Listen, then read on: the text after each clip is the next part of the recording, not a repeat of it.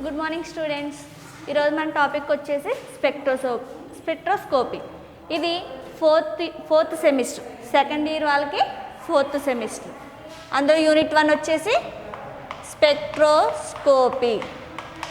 ఈ స్పెక్ట్రోస్కోపీ అనేది most important and very clarity unit.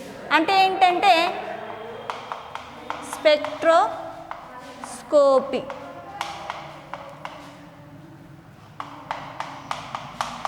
ఇది important and very useful topic.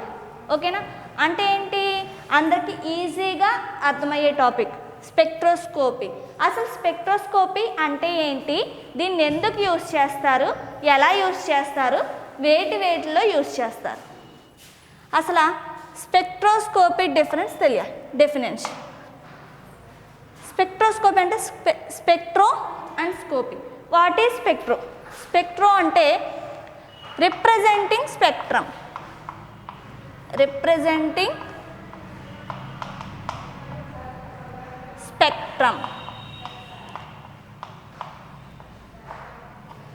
Scopy అంటే observation.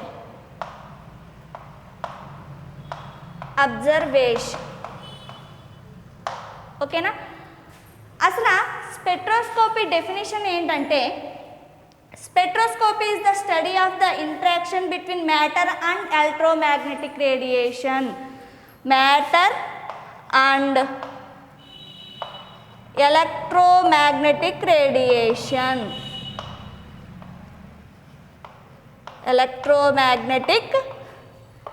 radiation. అంటే study of the interaction between, అంటే matter మరియు ఎలక్ట్రోమాగ్నెటిక్ రేడియేషన్ మధ్య ఇంటరాక్షన్ని స్పెక్ట్రోస్కోపీ ద్వారా మనం తెలుసుకోవచ్చు. Interaction between matter and electromagnetic radiation.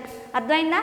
అంటే ఏంటి, స్పెక్ట్రోస్కోపీ ద్వారా రిప్రజెంటింగ్ స్పెక్ట్రమ్ అంటే ఏదైనా తెలియని కాంపౌండ్ యొక్క, అన్నోన్ కాంపౌండ్ యొక్క కాన్సన్ట్రేషన్ కానీ దాని యొక్క కెమికల్ ఫార్ములాని కానీ మనం స్పెక్ట్రోస్కోపీ ద్వారా తెలుసుకోవచ్చు. ఎలా తెలుసుకోవచ్చు? స్పెక్ట్రమ్ రూపంలో. అంటే మనకి ఎటువంటి కెమికల్ ఫార్ములాస్ రావు, మనకి చివరిగా వచ్చే వాల్యూ ఎలా వస్తుంది, స్పెక్ట్రమ్ రూపంలో వస్తుంది. ఈ స్పెక్ట్రమ్ బట్టి మనకి ఇచ్చిన కాంపౌండ్ యొక్క కాన్సన్ట్రేషను లేదా అన్నోన్ కాంపౌండ్ యొక్క కెమికల్ ఫార్ములాస్ మనం డిఫైన్ చేసుకోవచ్చు. ఓకేనా? ఇది డెఫినేషన్. దేనికి? స్పెక్ట్రోస్కోపీ యొక్క డెఫినేషన్ ఏంటి, interaction between matter and electromagnetic radiation is called spectroscopy. Okay, అసలు స్పెక్ట్రోస్కోపీ అంటే ఏంటో తెలిసింది. అసలు స్పెక్ట్రోస్కోపీ యొక్క యూజెస్ చూడండి.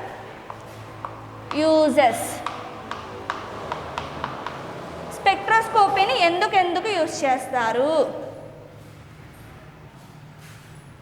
స్పెక్ట్రోస్కోపీని illumination of inorganic compounds and organic compounds, అంటే అన్నోన్ కాంపౌండ్స్ యొక్క ఆర్గానిక్ కాంపౌండ్స్, ఇనార్గానిక్ కాంపౌండ్స్ యొక్క సొల్యూషన్స్ యొక్క కాన్సన్ట్రేషన్ని, కెమికల్ ఫార్ములాస్ని తెలుసుకోవడానికి యూజ్ చేస్తారు. ఇది మోస్ట్ ఇంపార్టెంట్ యూజ్. నెక్స్ట్ ఏంటంటే, ఫుడ్స్లో ఉండే టాక్సిక్ కాంపౌండ్ తెలుసుకోవడానికి ఈ స్పెక్ట్రోస్కోపీ అనేది యూజ్ చేస్తారు. నెక్స్ట్ మెడికల్ పరంగా కూడా స్పెక్ట్రోస్కోపీని యూజ్ చేస్తారు. ఎలాగా? మన ఎంఆర్ఐ స్కానింగ్స్, ఎక్స్రేస్ ఇలా తీసుకుంటాం కదా, అందులో యూజ్ చేసేది కూడా స్పెక్ట్రోస్కోపీ. అంటే నౌవేడేస్ స్పెక్ట్రోస్కోపీ యొక్క యూజెస్ చాలా ఎక్కువగా ఉంది మెడికల్ పరంగా. అంటే మెడికల్ పరంగా ఇప్పుడు ఎంతమందికి ఎన్ని డిసీజెస్ వస్తున్నాయి, ఎంతమందికి ఎంఆర్ఐ స్కానింగ్ తీస్తున్నారు, ఎంతమందికి ఎక్స్రేస్ తీస్తున్నారు, ప్రతి దాంట్లో కూడా ఈ స్పెక్ట్రోస్కోపీ అనేది యూజ్ అవుతుంది. ఓకేనా? స్పెక్ట్రోస్కోపీ అంటే ఇది యూజెస్ వచ్చేసి. నెక్స్ట్ ఏంటంటే, అసలు స్పెక్ట్రోస్కోపీ మెథడ్స్ ఎన్ని రకాలు, అసలు స్పెక్ట్రోస్కోపీ ఎన్ని విధాలుగా చేస్తారు, ఏ విధంగా అన్నోన్ కాంపౌండ్ యొక్క కాన్సన్ట్రేషన్ తెలుసుకుంటారు అనేది చూద్దాం.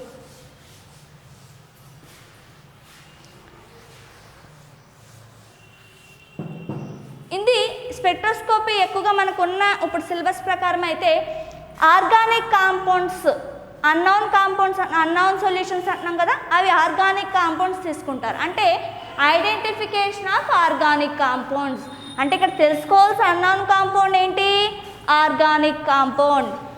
చూడండి, ఐడెంటిఫికేషన్ ఆఫ్ ఆర్గానిక్ కాంపౌండ్స్.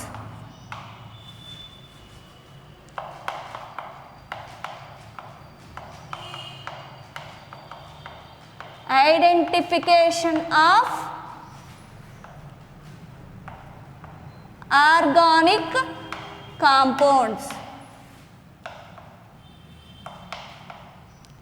అంటే ఇప్పుడు మనం స్పెక్ట్రోస్కోపీ ద్వారా అన్నోన్ కాంపౌండ్ యొక్క కెమికల్ ఫార్ములాని, ఆ ద్రావణం యొక్క కాన్సన్ట్రేషన్ని, అంటే కాన్సన్ట్రేషన్ ఆఫ్ అన్నోన్ సొల్యూషన్ని తెలుసుకోవాలి.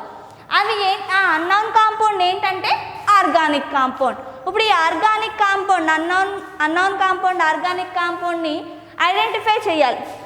అది ఏ ఏ పద్ధతుల ద్వారా చేస్తారు? ఏదైనా స్పెక్ట్రోస్కోపీ ద్వారా ఐడెంటిఫికేషన్ చేయాలి అంటే 2 మెథడ్స్ ఉన్నాయి. First one is classical method. Classical method. Next one is modern technique.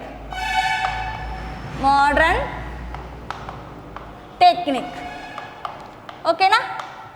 ఇవి 2 methods, classical method, modern technique method. ఇప్పుడు ఇందులో కూడా స్టెప్స్ ఉంటాయి. ఓకేనా? అంటే దీని ద్వారానే అన్నోన్ కాంపౌండ్ యొక్క కాన్సన్ట్రేషన్, కెమికల్ ఫార్ములా తెలుసుకుంటాం. మోడర్న్ టెక్నిక్ ద్వారా కూడా అన్నోన్ కాంపౌండ్ యొక్క కెమికల్ ఫార్ములాను తెలుసుకుంటాం. కాకపోతే ఇందులో ఏవే స్టెప్స్ ఉంటాయి, ఇందులో ఫస్ట్ స్టెప్ వచ్చేసి qualitative analysis.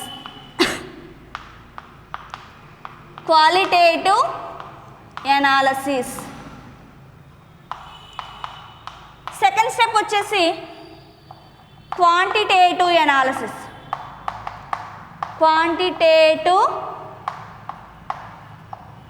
Analysis. Third step వచ్చేసి ఎంపోయికల్ ఫార్ములా.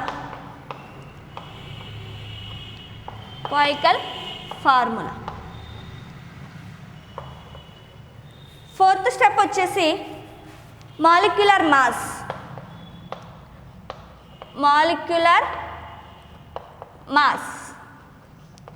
ఫిఫ్త్ స్టెప్ వచ్చేసి మాలిక్యులర్ ఫార్ములా ఆఫ్ ది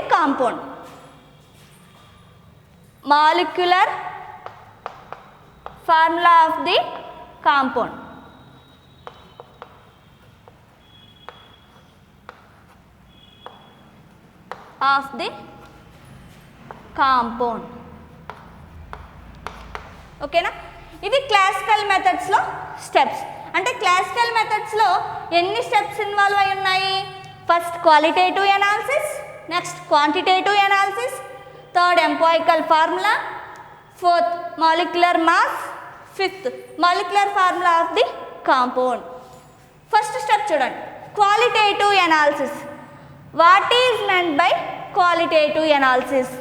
మీరు ఇంటర్లోనే అది చేస్తారు. క్వాలిటేటివ్ ఎనాలిసిస్, క్వాంటిటేటివ్ ఎనాలిసిస్ చేస్తారు. మిక్సర్స్ అంటే ఏంటి? మనం ప్రాక్టికల్గా చేస్తే మనకి ఒక కాంపౌండ్ ఇస్తారు, అందులో అనియాన్స్, క్యాటియాన్స్ తెలుసుకుంటారు. అంటే ఏంటి? మనకి ఏదైనా అన్నోన్ కాంపౌండ్ ఇచ్చినప్పుడు అందులో ఏ కాంపౌండ్ ఉందో తెలుసుకోవడం క్వాలిటేటివ్ ఎనాలిసిస్. ఓకేనా? అంటే మనకి ఏదో ఒక అనియాను, క్యాటయాన్ ఇస్తారు, అది ఏం అనియాను ఏం క్యాటయాను తెలుసుకోవడమే క్వాలిటేటివ్ ఎనాలిసిస్. ఇది ఫస్ట్ స్టెప్. సెకండ్ స్టెప్ వచ్చేసి quantitative analysis. Quantitative means first స్టెప్లో ఏం చేసాం? అన్నోన్ కాంపౌండ్ ఏంటో తెలుసుకోవడం క్వాలిటేటివ్ ఎనాలిసిస్. క్వాంటిటేటివ్ ఎనాలిసిస్ అంటే ఏంటి? ఇచ్చిన అన్నోన్ కాంపౌండ్ ఏంటో మీకు ఫస్ట్ స్టెప్లో తెలిసింది. ఏదైతే అన్నోన్ కాంపౌండ్, ఏదైతే అనియాన్, ఏదైతే క్యాటయాన్, లేకపోతే ఏదైతే కాంపౌండ్ ఉందో ఫస్ట్ స్టెప్లో తెలిసింది. సెకండ్ స్టెప్ వచ్చేసరికి మనకు తెలిసిన అన్నోన్ కాంపౌండ్ ఎంత వెయిట్ ఉందో తెలుస్తుంది, అంటే ఏముందో తెలుసుకోవడం క్వాలిటేటివ్, ఎంత ఉందో తెలుసుకోవడం క్వాంటిటేటివ్ అనాలిసిస్.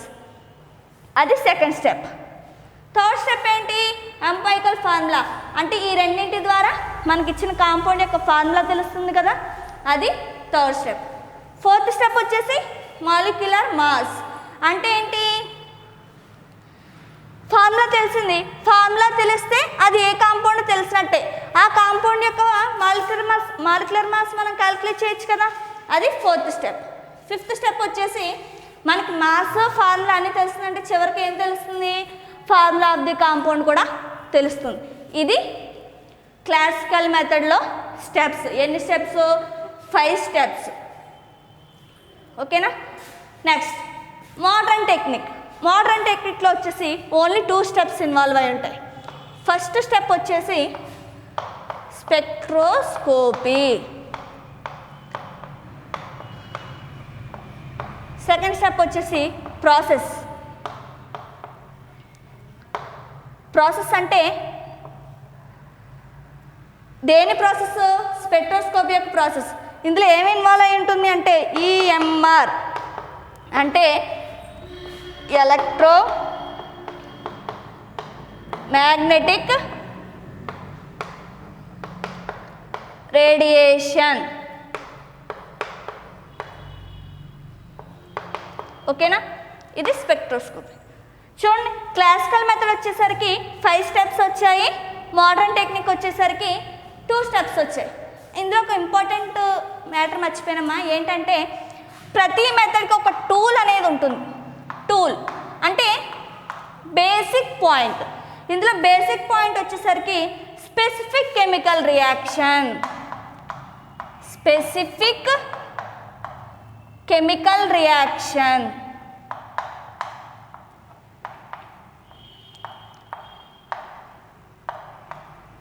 అంటే ఇందులో మనకు చివరికి వచ్చేసరికి ఏం తెలుస్తుంది? Chemical formula of the compound తెలుస్తుంది.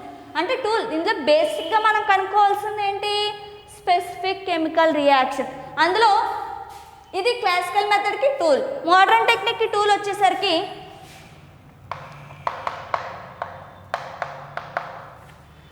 ఇక్కడ మొత్తం దేని మీద డిపెండ్ అయి ఉంటుంది? ప్రాసెస్ మొత్తం ఈఎంఆర్ ఎలక్ట్రోమాగ్నెటిక్ రేడియేషన్. కాబట్టి ఇక్కడ టూల్ వచ్చేసి ఎలక్ట్రోమాగ్నెటిక్ రేడియేషన్. ఇది మోడర్న్ టెక్నిక్లో టూల్. ఓకేనా? చూడండి, మోడర్న్ టెక్నిక్లో ఎన్ని స్టెప్స్ చెప్పుకున్నాం మనం? 2 స్టెప్స్ ఇన్వాల్వ్ అయి ఉంటాయని చెప్పుకున్నాము. First spectroscopy. అంటే దీన్ని ఏ పద్ధతి ద్వారా చేస్తున్నారు అంటే అక్కడ క్లాసికల్ మెథడ్ వచ్చేసి క్వాలిటేటివ్ అనాలిసిస్, క్వాంటిటేటివ్ అనాలిసిస్లో జరుగుతుంది. అంటే ఇది మెయిన్ ప్రాసెస్. ఇందులో మెయిన్ ప్రాసెస్ ఎందులో జరుగుతుంది? స్పెక్ట్రోస్కోపీలో జరుగుతుంది. ఈ స్పెక్ట్రోస్కోపీ యొక్క ప్రాసెస్ ఏంటి? ఈఎంఆర్ అంటే ఎలక్ట్రోమాగ్నెటిక్ రేడియేషన్ ద్వారా మనకు అన్నోన్ కాంపౌండ్ యొక్క కెమికల్ ఫార్ములా లేకపోతే concentration of the unknown solution అనేది మనకు తెలుస్తుంది. ఇది మోడర్న్ టెక్నిక్. అంటే మనకి 2 మెథడ్స్లో కూడా కెమికల్ ఫార్ములా తెలుస్తుంది. Molecular formula of the compound లేకపోతే కాన్సన్ట్రేషన్ ఆఫ్ ది సొల్యూషన్ ఏదైనా తెలుస్తుంది. కానీ దీనికి స్టెప్స్ వేరు, దీనికి స్టెప్స్ వేరు. దీని పార్ట్ దీనిది, దీని డిఫరెన్స్ దీనిది. ఇప్పుడు క్లాసికల్ మెథడ్ బెస్టా, మోడర్న్ టెక్నిక్ బెస్టా అని మనకు తెలియాలి. అంటే ఏంటి? ఇప్పుడు మీరు ఒక మొబైల్ తీసుకుంటారు, అది మహా అయితే 1 year 2 years వాడతారు. ఎందుకు? దానికంటే అప్డేటెడ్ మొబైల్ వస్తుందని. అవునా కదా? అంటే ఏంటి? మనకి ఎంత అప్డేట్ అయితే అన్ని ఫ్యూచర్స్ మనకి యూజ్ అవుతాయి. మనం ఎక్కువ ఫ్యూచర్స్ ఉన్నదే కదా తీసుకుంటాము. అలాగే క్లాసికల్ మెథడ్ ముందు వచ్చింది, తర్వాత మోడర్న్ టెక్నిక్ వచ్చింది.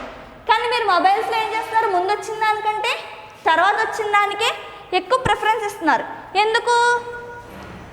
ఎక్కువ ఫ్యూచర్స్ ఉంటాయి, ఎక్కువ లాభాలు ఉంటాయి కాబట్టి. అలాగే క్లాసికల్ మెథడ్ ముందు వచ్చినప్పటికీ కూడా మనం మోడర్న్ టెక్నిక్ యూజ్ చేస్తాం. ఎందుకు యూజ్ చేస్తాము? నవేడేస్ మనకి టైం చాలా ఇంపార్టెంట్. అవునా? ఆ టైం మేనేజ్మెంట్ అనేది క్లాసికల్ మెథడ్ల కంటే మోడర్న్ టెక్నిక్లో ఎక్కువగా ఉంటుంది.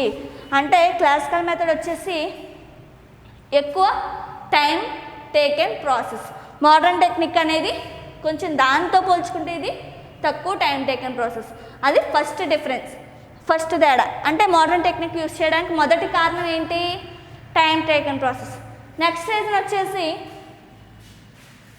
ఇందులో యాక్యురేట్ వాల్యూస్ అనేవి రావు, ఇందులో యాక్యురేట్ వాల్యూస్ అనేవి వస్తాయి.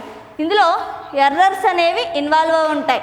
ఎందుకు ఎర్రర్స్ వస్తాయి అంటే ఇది మనం ప్రాక్టికల్గా చేస్తున్నాం, కానీ అది పరికరం ద్వారా అంటే ఒక యంత్రాన్ని ఉపయోగించి స్పెక్ట్రోస్కోపీ అనే పరికరాన్ని ఉపయోగించి చేస్తున్నాం. అంటే ఇది యాంత్రికంగా జరుగుతుంది, దీంట్లో ఎటువంటి ఎర్రర్స్ అనేవి ఇన్వాల్వ్ అవ్వవు. అదే క్లాసికల్ మెథడ్ వచ్చేసరికి మనం స్వయంగా మన చేతులతో చేసే రియాక్షన్స్, ఎంతో కొంత ఎర్రర్ అనేది ఇందులో ఫామ్ అవుతుంది. ఎర్రర్ వచ్చింది అంటే అది యాక్యురేట్ వాల్యూ కాదని అర్థం. కాకపోతే స్పెక్ట్రోస్కోపీ వచ్చేసరికి మనకి యాక్యురేట్ వాల్యూస్ని ఇస్తుంది, అందుకు మనం మోడర్న్ టెక్నిక్ యూజ్ చేస్తాం. ఇది సెకండ్ రీజన్. థర్డ్ వచ్చేసి ఇందులో ఎన్ని స్టెప్స్ ఇన్వాల్వ్ అయి ఉన్నాయి? 5 స్టెప్స్ ఇన్వాల్వ్ అయి ఉన్నాయి. ఇందులో ఎన్ని స్టెప్స్ ఇన్వాల్వ్ అయి ఉన్నాయి? 2 స్టెప్స్ ఇన్వాల్వ్ అయి ఉన్నాయి. కాబట్టి మోడర్న్ టెక్నిక్ యూజ్ చేస్తాం. ఇది థర్డ్ రీజన్. ఓకేనా? ఇది ఐడెంటిఫికేషన్ ఆఫ్ ఆర్గానిక్ కాంపౌండ్స్ ఏ పద్ధతిలో చేస్తాము, ఏది బెస్ట్, ఏది ఎక్కువ యూజ్ అవుతుంది, క్లాసికల్ మెథడ్, మోడర్న్ టెక్నిక్, మనం మోడర్న్ టెక్నిక్ యూజ్ చేస్తాం. Next topic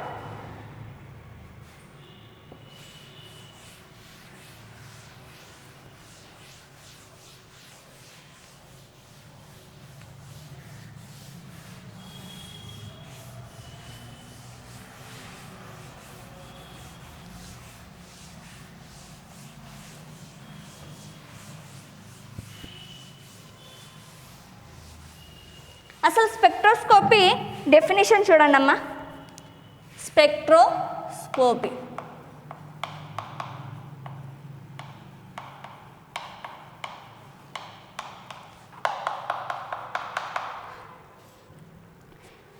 interaction of electromagnetic radiation with matter.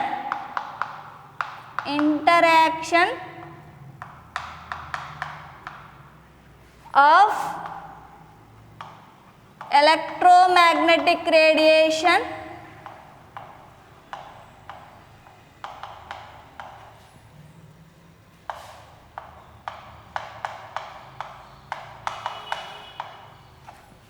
with matter.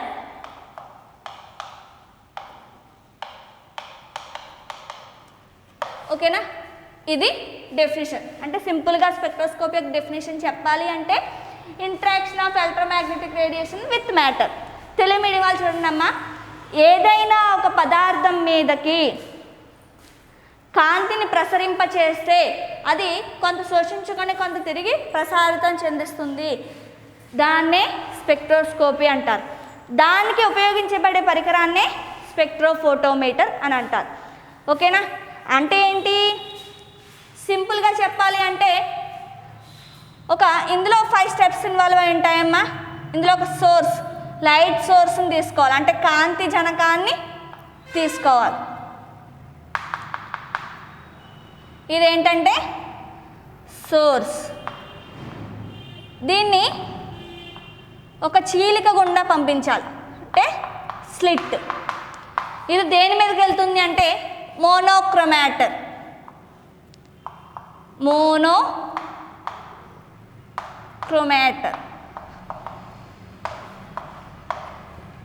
ఇది ఎక్కడికి వెళ్తుంది? డిటెక్టర్.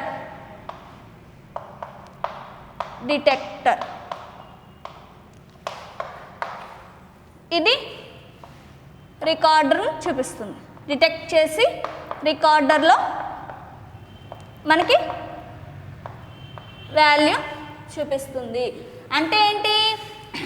తెలియమిడిన సోర్స్ అంటే కాంతి జనకము, స్లిట్ అంటే చీలిక, మోనోక్రోమాటర్ అంటే ఏకవర్ణ కాంతి పుంజము, డిటెక్టర్ అంటే శోధకము, రికార్డర్ అంటే విలువల పట్టి. అంటే ఏంటంటే స్పెక్ట్రోస్కోపీ అనేది ఏమవుతుంది అంటే ఫస్ట్ సోర్స్ ద్వారా, అంటే మనం కాంతి జనకాన్ని పదార్థం మీదకి పంపిస్తాం. ఇది కాంతి జనకం. ఇది పదార్థం మీదకి పంపించినప్పుడు స్లిట్ చీలికల గుండా మోనోక్రోమాటర్లోకి వెళ్తుంది. ఈ మోనోక్రోమాటర్ చర్యనొందించి డిటెక్టర్కి పంపిస్తుంది. ఈ డిటెక్టర్ డిటెక్ట్ చేసి మనకి రికార్డర్లో వాల్యూస్ని చూపిస్తుంది. ఇందులో రికార్డర్లో వాల్యూస్ ఎలా వస్తాయి?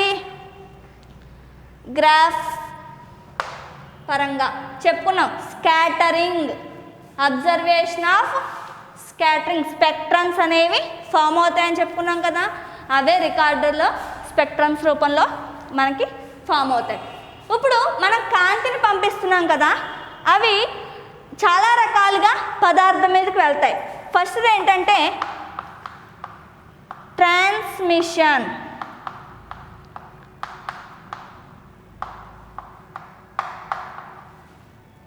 నెక్స్ట్ వచ్చేసి రిఫ్లెక్షన్,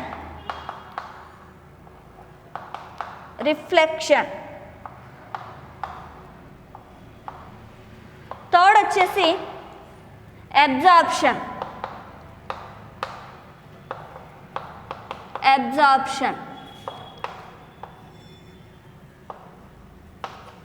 ఫోర్త్ వన్ స్కాటరింగ్.